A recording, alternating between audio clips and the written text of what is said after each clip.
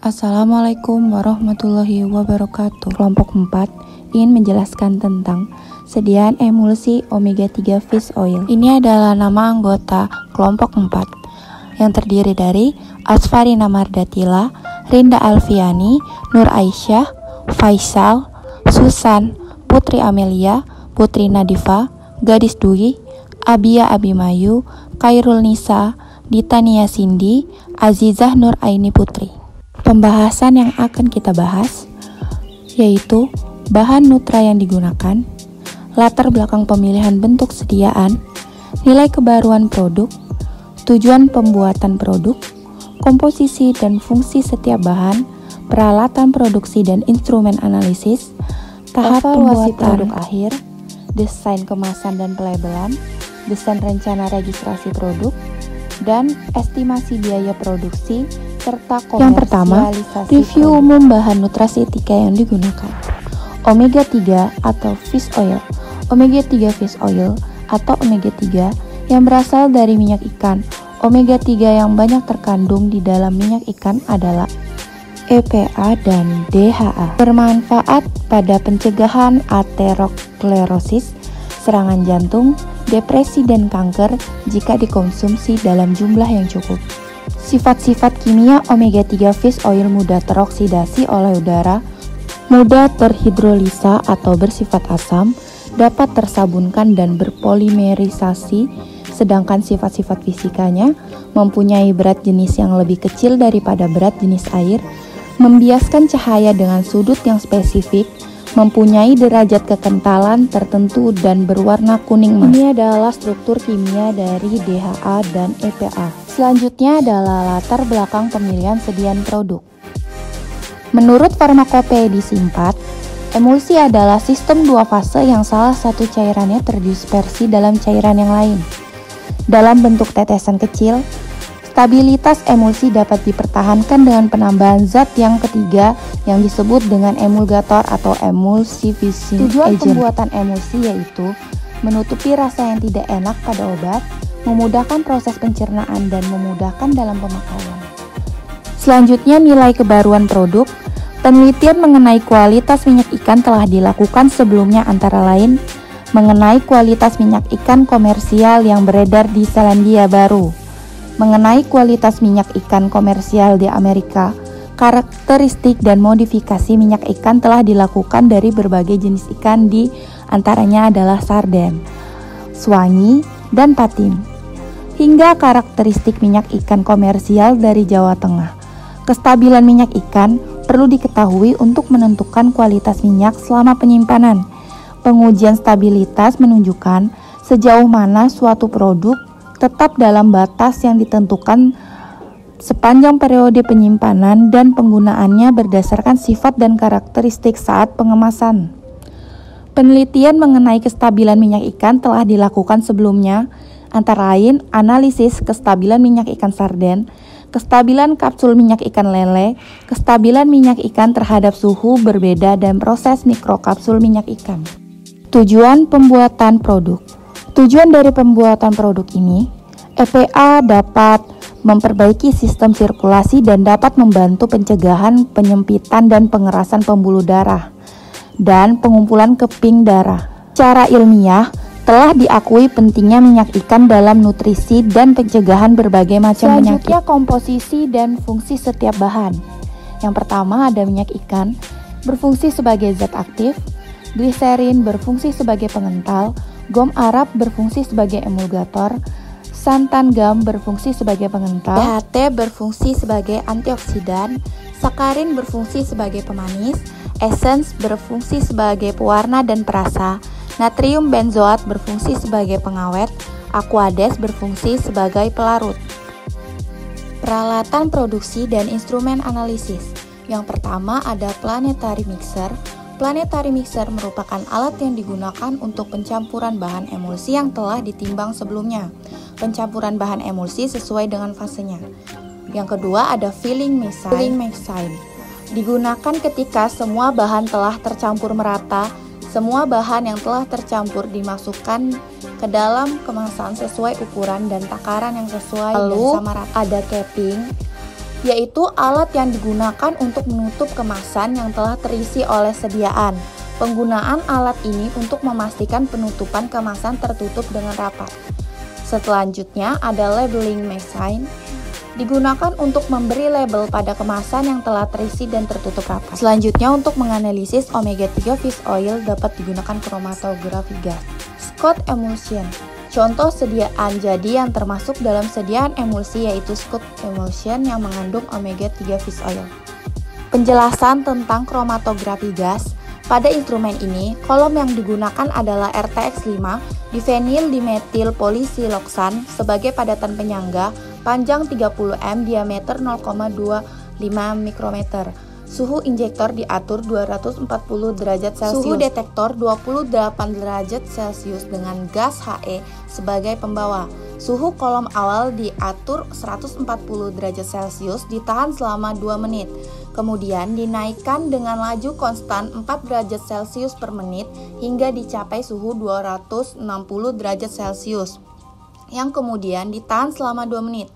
Jadi total lamanya waktu analisis dengan instrumen ini adalah 34 menit. Selanjutnya ada tahapan pembuatan sediaan serta IPC atau in process control, yang dimana tahapan pertama ditimbang masing-masing bahan dengan berat yang sesuai. IPC-nya memastikan bahan sesuai dengan berat yang digunakan. Lalu, dimasukkan gom Arab dan aquades dalam beker gelas, fase air, lalu diaduk menggunakan mixer selama 15 menit. IPC-nya, cek homogenitas gom Arab dalam aquades. Lalu, dimasukkan minyak ikan ke dalam beker gelas dan ditambah BHT. Lalu dihomogenkan dengan homogenizer selama 1 menit. IPC, cek homogenitas minyak ikan dan BHT. Yang keempat, dimasukkan minyak sedikit demi sedikit ke dalam fase air dan diaduk menggunakan mixer selama 15 menit hingga terbentuk korpus emulsi. IPC-nya, cek homogenitas dispersi kedua bahan. Lalu, dikembangkan santan gam dengan aquades dan gliserin sampai mengental, lalu dimasukkan ke dalam korpus emulsi dan dihomogenkan dengan kecepatan 50 rpm selama 5 menit. Yang dimana IPC-nya cek homogenitas santan gam dalam aquades dan gliserin. Lalu ditambahkan natrium benzoat ke dalam emulsi dan diaduk menggunakan mixer. IPC cek homogenitas natrium benzoat yang digunakan. Lalu ditambahkan sakarin dan essence secukupnya sambil diaduk hingga didapatkan rasa dan warna yang sesuai. Dengan in process control, cek homogenitas dan kualitas warna yang dihasilkan. Pada evaluasi produk akhir, ada beberapa uji yang akan kita lewati. Uji organoleptis. Pengamatan sediaan dilakukan dengan mengamati dari segi penampilan rasa, aroma, dan homogenitas dari sediaan uji. Lalu, ada uji tipe emulsi. Uji tipe emulsi dilakukan dengan menggunakan methylene blue yang dapat memberi warna biru pada emulsi tipe oil in water. Uji viskositas. Pengukuran viskositas sediaan dilakukan dengan menggunakan viskometer profile. Viskometer yang digunakan adalah viskometer profile DPE dengan spindle nomor 2. Lalu ada uji pH. Pengukuran pH dilakukan dengan menggunakan pH meter. Elektroda sebelumnya telah dikalibrasi, kemudian elektroda dicelup ke dalam sediaan. pH akan muncul. Yang terakhir ada uji ukuran globul. Diameter globul diukur menggunakan instrumen particle size analyzer. Kriteria ukuran globul sediaan emulsi berada pada rentang 0,1 sampai 100 nanometer. Selanjutnya ada desain kemasan dan pelabelan. Kemasan primer. Dan ini adalah kemasan sekunder. Desain rencana registrasi produk. Yang pertama diawali dengan pendaftar, lalu pengisian formulir dan unggah dokumen registrasi, penerbitan SPB, praregistrasi atau surat permintaan pengeluaran barang, pembayaran PNBP atau penerimaan negara bukan pajak. Selanjutnya, pemeriksaan kelengkapan dokumen, lengkap.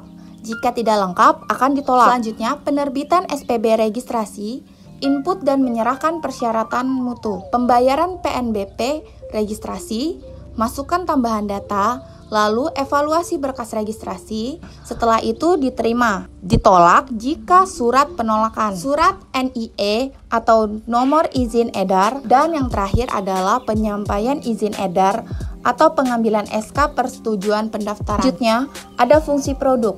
Yang pertama, wadah produk ini berfungsi sebagai penahan produk selama transportasi, mempermudah pengangkutan supaya produk tidak berantakan. Lalu yang kedua ada pelindung produk, di mana tujuannya melindungi produk agar tetap awet dari uap, oksidasi serangga, dan ronedetia. Yang ketiga ada presentasi produk, media komunikasi dan informasi, yang dimana menarik perhatian konsumen dengan melihatkan penampilan kemasan, logo, dan lain-lain. Sumber informasi produk yaitu waktu kadaluarsanya, izin Depkes, halal, MUI, dan lain-lain. Memuat pesan-pesan dari produsen seperti nilai gizi, cara memasak, dan menyimpan. Syarat bahan pengemas, yang pertama ada tidak bersifat meracuni produk. Yang kedua, dapat melindungi produk dari tumpahan, penguapan, kotoran, serangga, dan mikroba. Lalu, persyaratan fisik pengemas harus tahan retak, kikisan, gesekan, perubahan suhu, cuaca, dan kelembapan. Selanjutnya ada jenis kemasan. Yang pertama berdasarkan frekuensi pemakaiannya. Kemasan sekali pakai, misalnya kayak plastik, karton, daun, kaleng, hermetik. Lalu ada kemasan yang dapat dipakai berulang kali. Nah, misalnya botol minuman dan kecap. Lalu kemasan yang tidak dibuang dan tidak dikembalikan. Misalnya botol plastik, kaleng susu, dan lain-lain. Lalu berdasarkan struktur sistem kemasan, yang pertama ada kemasan primer, kemasan yang mewadahi produk. Yang kedua ada kemasan sekunder, kemasan yang melindungi kemasan dan produk. Yang ketiga ada kemasan tersier, kemasan yang melindungi kemasan primer atau sekunder. Misalnya seperti kargo, peti, logam, pelet, dan lain-lain. Setelah itu ada bahan pengemas. Yang pertama ada kaleng, tebalnya 0,2 sampai 0,4 mikrometer, komposisi kimia seperti balerang, fosfor, silisium, dan mangan. Yang kedua ada botol, terbuat dari 70-75% natrium dan kalsium silikat, 6-12% kalsium dan magnesium oksida. Lalu ada karton, dilapisi lilin untuk produk beku. Dan yang terakhir plastik, LDPE atau low density polyethylene, HDPE high density polyethylene, PVDC ada polyvinyl chloride, metallized polyethylene, terephthalate, aluminium foil, dan lain-lain. Lalu yang keempat ada berdasarkan sifat kehalusannya.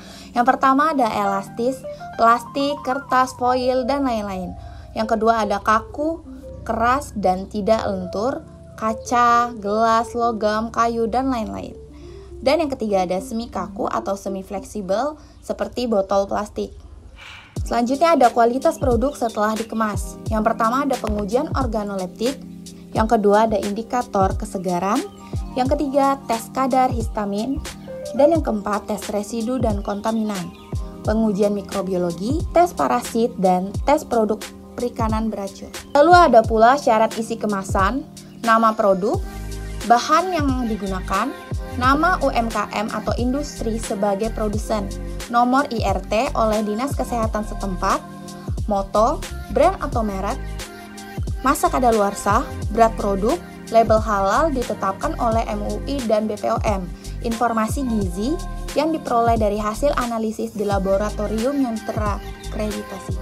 Lalu di sini ada contohnya, seperti Black Morris, tulisannya ada suplemen makanan, nama produk atau nama dagang, nomor pendaftaran atau izin edar.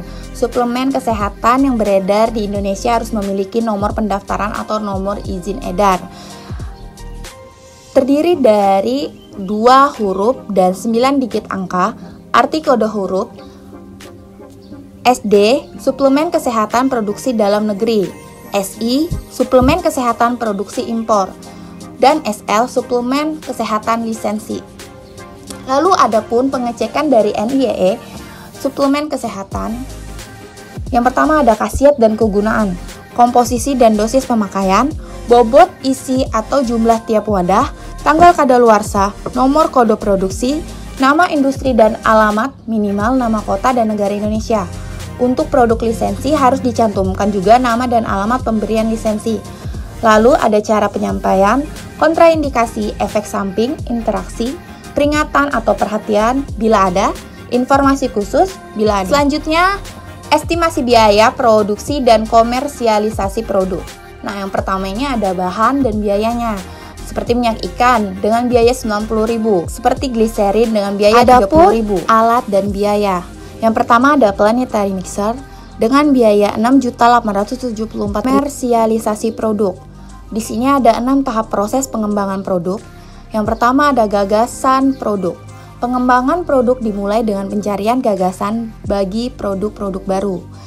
Lalu penyaringan. Tahap ini dirancang untuk menghilangkan seluruh gagasan produk yang tidak berhubungan dengan kemampuan atau tujuan perusahaan. Lalu, pengujian konsep. Adapun cara mengevaluasi usulan dengan cara membuat suatu perkiraan tentang tingkat penjualan, biaya produksi, dan keuntungan yang diharapkan sesuai dengan sasaran perusahaan. Selanjutnya ada pengembangan prototipe. Sewaktu perusahaan telah menentukan potensi portabilitas produk, bagian teknik atau riset dan pengembangan akan membuat prototipe.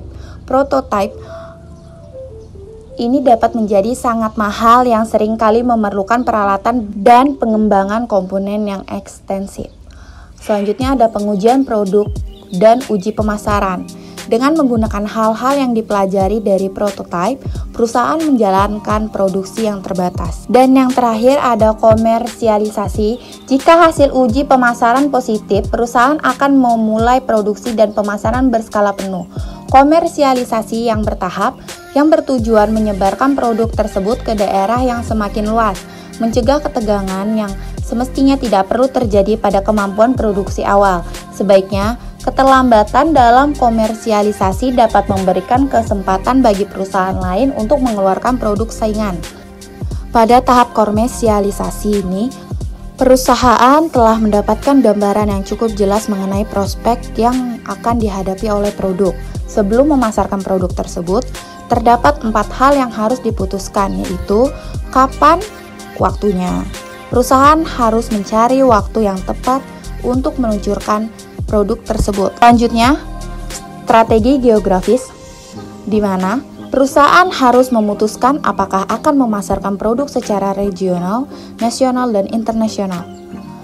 Lalu ada target pasar, kepada siapa perusahaan harus menetapkan siapa kelompok pembelian potensial terbaik atau segmen pasar yang akan dijadikan sasaran promosi dan program distribusinya. Dan yang terakhir ada strategi pasar paparan.